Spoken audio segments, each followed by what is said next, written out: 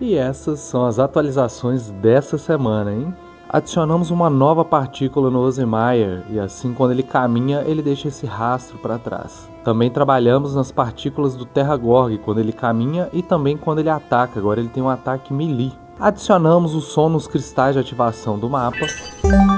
Adicionamos um novo ícone de salvamento quando você alcança um novo checkpoint, agora tem um efeito visual.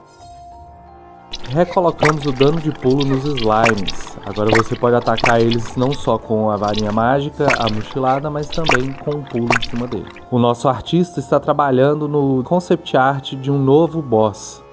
Bom, programador é aquilo, né? E se você gostou desse vídeo, não se esqueça de curtir, compartilhar, comentar e, é claro, jogar The Synthonia Chronicles, adicionar na sua wishlist e deixar um review bem legal lá pra gente. Valeu!